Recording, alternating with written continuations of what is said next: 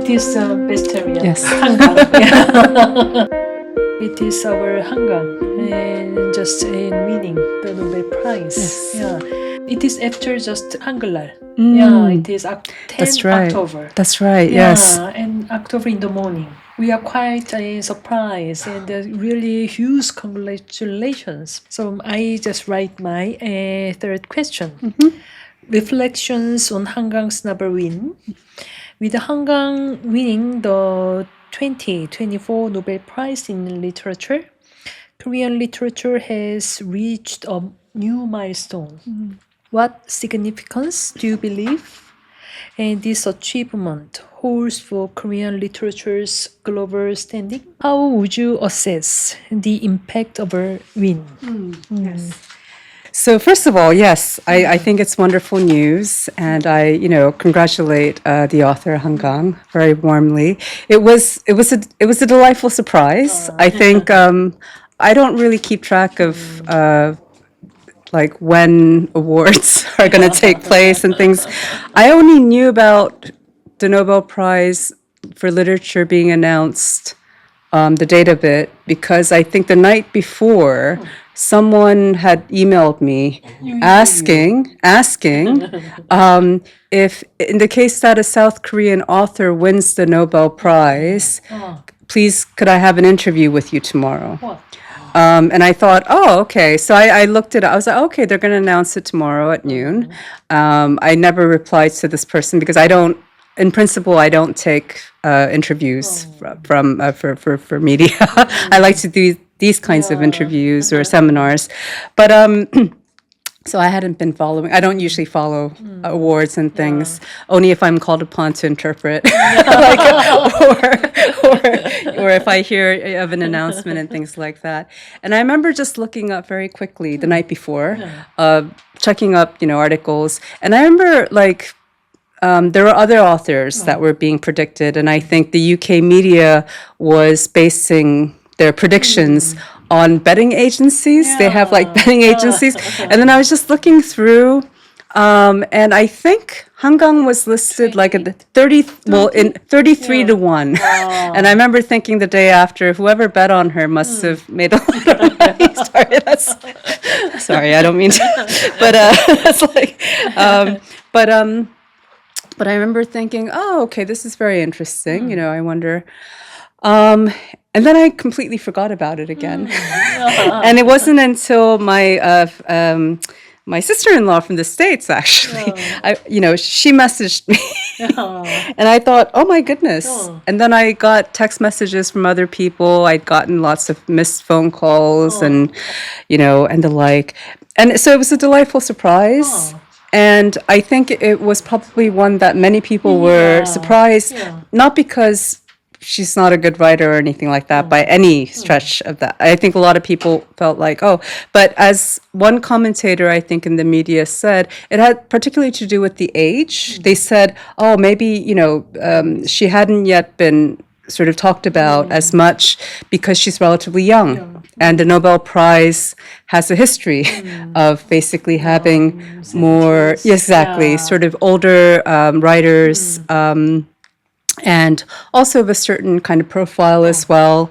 And so I remember reading an article where they were very positive about Hangang's win, but in terms of why they hadn't predicted her, firstly was to do with just her relative young age. So no one thought of it. Although they pointed out, well, actually Rudyard Kipling was 41 when he won, so he still remains the youngest. But I think 41 back then is probably like 53 in today's terms. But anyway, so I think it was just a delightful surprise, and I think there were many exactly, and I'm very happy for her. I think in the case of South Korea, I'm very aware. It's been a dream for Korea for a very long time now, and of course, Korea has always been. In the way that, in the kind of the various trials and tribulations that, Korea, the Korean Peninsula, has faced over the past century. And with its kind of South Korea's rapid development, successes, the most dynamic country, the most progressive country in the world. But, Koreans love to win, right? Love to win. I mean, who doesn't like to win? But I think also prizes, international acclaim is always something that, Koreans have wanted, to the extent where I've read some very critical, even scholarly articles about how, is this the right thing? Is it the right thing to become obsessed? Personally, for me, and I can speak for myself, it's always nice to hear about winners and news, but it's not something that I actively follow, as I said earlier, because I feel strongly that if there's a great work, great author, a time will come. But there's also, of course, politics involved and other factors. So there are many other great writers as well who are, deserving, who may have never won in the past, who might not win. And I think sometimes that also becomes a difficult thing to talk about, right? To talk about, I think. And but I think, and I can't speak for Hangang, but I think as someone who teaches Korean literature, for example, and given Korea's the visibility of South Korea, the popularity of South Korean culture, and particularly the younger generation of students in the UK, because the vast majority of our students tend to be British. That's another question that I get asked quite frequently, and they're primarily British students who are more familiar with kind of contemporary fiction and things. But because they become interested through contemporary fiction, through contemporary popular culture, they want to know more, and they start reading older fiction. They start watching older movies that I used to think were poorly made. I watch it now with fresh eyes and think, wow, this is a classic, right? So I think in the same way that with Hangang's win, obviously there I'm mindful of the fact that there have been some criticisms of that, and perhaps it has to do with, again, age or lived experience. So, for example, if we talk about Korean historical traumas, much of like Han herself was kind of vicarious trauma, right? But it doesn't mean. But I disagree with the idea that just because you haven't lived through it like firsthand, that you can't write about it in a good way. And what I said earlier about the shared lived experience, and I think particularly as a Korean, and I can speak confidently from my own perspective, based on experience, with other Koreans, family, friends, etc. We all have that shared experience of historical trauma in one, in some shape or form, in the ways that our, great grandparents, grandparents, parents, in the succession of, the upbringing, the kind of lives, the struggles, and how that kind of shape our own sort of personal memories or post-memory, as Marian Hirsch's term with regard to the Holocaust, for example, post-memory. And we all share in that. And so I think that, personally, I think it's true that there are those who have actually lived through, some of the traumatic experiences.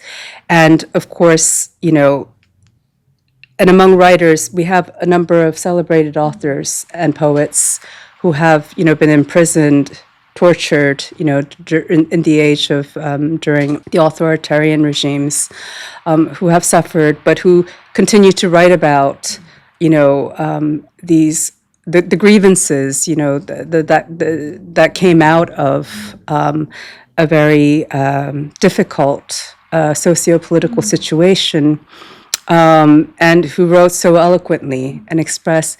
And I think it's because of all those authors who did so bravely that we have authors now who are able to carry on and also to write about. And it doesn't mean to say that it's fabricated. It's very much a shared experience in a different way, and kind of communicating them to different audiences and things.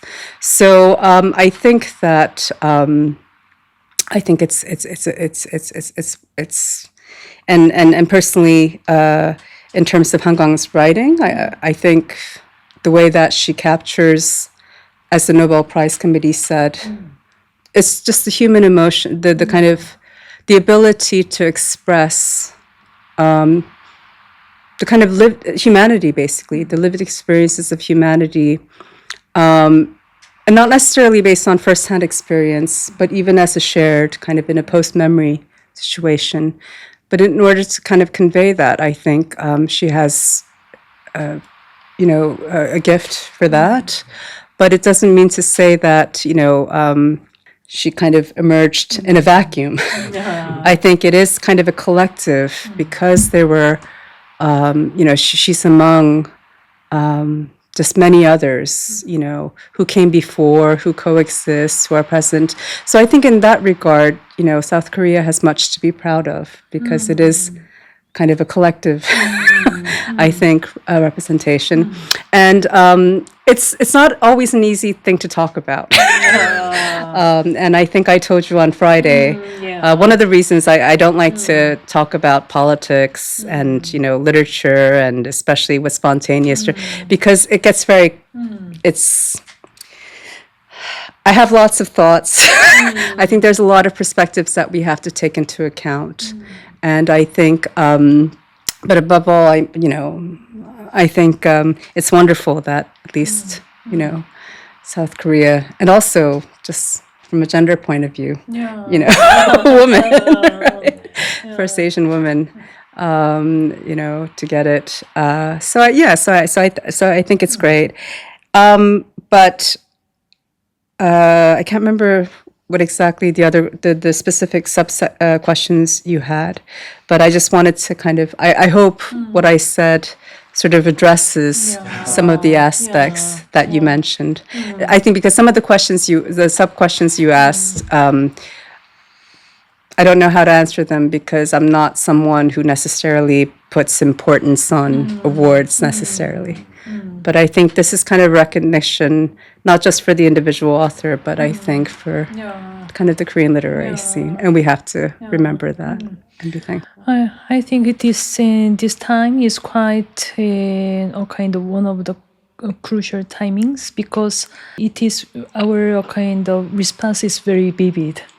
Still we need time to kind of interpret what is the meaning of this Nobel Prize winning. Yes, exactly. And why the kind of Nobel Foundation talks about historical trauma.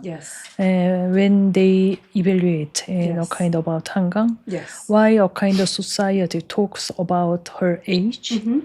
Why she is the first woman in Asian Nobel Prize winner. And why it is from Korea. Why it is not from China, not from Japan. And then still Han Gang, just her theme is social, political and themes. But still her writing is very beautiful and very sensitive. Just we feel some kind of humanity. Because she always, what she wanted to say is just to live. So her message is very clear. But she kind of start from the human beings is very fragile. Absolutely. Absolutely. But, and I think it's coming from a place where, as I mentioned, I think she probably speaks to a generation who may not have gone through necessarily, not generation, but even audience members who may not have the lived experiences, but touches upon the frailty and the kind of torment, even in the aftermath of certain events, how that kind of carries on. Because I think that's something that she could probably she is able to, because it's very much post-memory, but as she herself has said, has affected her in ways. But as a member of a society, of a community, of a country, of a nation, who are very much, I think all Koreans would say, yes, when it comes to shared, like, lived experiences of historical trauma, the notion of Korean one people, the rise of kind of Korean nationalism was very much, I think, driven, especially in the 20th century, as a result of the kind of collective trauma that, we encountered. And I use the word we, my students always say, why is there so much 우리, like we, our husband, our house, our children, when you're talking from your perspective.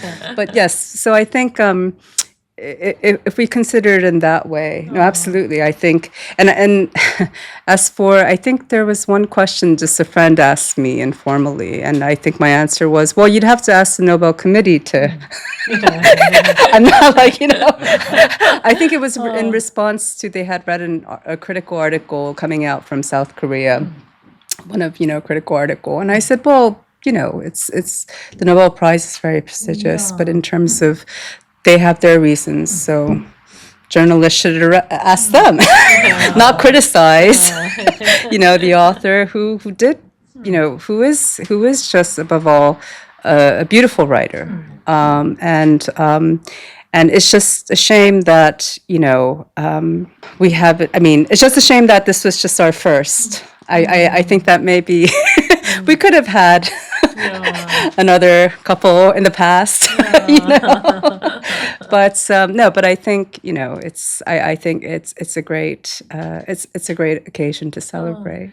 And also, just I think it is novel written in Korean language, Hangul. It is, if we have not so many Korean novels until 19th century. If we think from 20th century,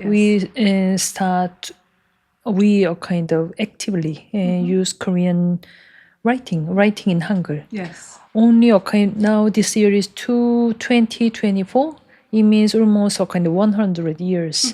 It's just we a kind of Hanga get the Nobel Prize because other countries, German and French and English, they use a kind of just use English for many, just 100 years. Sure. French is same, German is same. But we just use the written system is classical Chinese text until 19th century. And then now only just 100 years, this 12 years, we kind of produced such a great and creativity. We see her novels in this global audience, so kind of really appreciate her. Yes. And her writing. Yes. Yeah, that is really, it is almost impossible. Only such a short time. Sure. I agree with you, but I should point out though that because also my field, I've covered pre-modern literature. And I think, for example, if we look, there's so much literature prior to the 20th century that many Koreans haven't read. There's only a fraction, right? And I remember when the first generation of modern Korean literary authors, such as Lee Kwang-soo, who wrote, 문학이란 how, what is literature? And he was very critical of, pre-modern literature because, he essentially criticized it for being basically based on Chinese, like foreign. Now, his essay, though, did sort of, there was a double standard, though, because essentially the form of the novel was actually a Western form that traveled via Japan. But of course, it was so foreign, whereas, classical Chinese and kind of Sinocentric kind of literary, not Sinocentric, Chinese literary conventions very much were adapted and by Korean literati, for centuries. So we have a wealth of records written in classical Chinese, but we also have lots of vernacular Korean literary writings. And one of the things that I like to teach in my class is Lady Haegyong's memoir, the Hanjungnok. And if you read her memoirs, which was written in vernacular Korean and even in English translation, reads like a modern, like a historical fiction. So much emotion. So when Lee Kwang-soo said there's no emotion, I said no, he hadn't yet discovered Hanjungno. So I think there was always the capacity. There were writers out there who did dabble, who did write. A lot of the vernacular poetry has a lot of sentiment. I take your point about it's to do with role models, right? It's about, and this is what writers like Lee Kwang-soo also talked about. It's like we have no role models for Korean literature. This is like this is the beginning of a new modern Korean literature. But I think there were probably, it's not that people weren't able. It's like any convention, even with literary conventions, we take for granted what a novel is, what a short story is. But we live in a time when they were developed, they evolved, they were here. So we think that it's existed forever, but it came from somewhere, right? But it doesn't mean to say that earlier authors didn't know how to write in this magnificent manner, expressing tongue and emotions and things. It's all to do, of course, as well as are they discovered? Are they canonized? Are they taught? Are they, right? So I think, Lady Haegyong, obviously, because of her stature and her status, that's why we know of her work. But I think that's one good example that, with Hangul, the ability to write in this eloquent way, to express such emotional depth, and to talk about actually people, human, like the kind of the relational aspects and such, in such a vivid manner, was always kind of there, but not sort of as fully realized. And then now, in the times that we live in the way that, of course, writing has developed and how authors have continued to basically be inspired by previous authors and also have practiced and developed their craft, I think is certainly, I agree, it's quite extraordinary. Yes. I agree, because Korean literature has some Korean kind of emotional expression was still there, like 고려가요, like in Shijo, and some Hanjungnok, still some the kind of some root was a kind of in our subconsciousness, and a kind of absorb in our a kind of that. And something emotional or kind of resource is Absolutely. there. Yeah. And by women authors. Yeah, by women authors. poets. Yeah. Yes, there you go. Yeah, so maybe just I more kind of response. Yes, exactly. Yeah, sometimes I feel like kind of her novel is like me, one or part of myself. Yes. Because some experience is quite similar. Yes. Yeah. So I think, she's continuing in the long line of tradition of women poetesses and authors who have written it. So I think it's good. It's good to also talk about it in that way as well, kind of contextually, historically. Kang is a great novelist, but for the global audience, we have to talk about a kind of translations. Yeah, absolutely. Because the visibility owes to great translators. Yes, absolutely.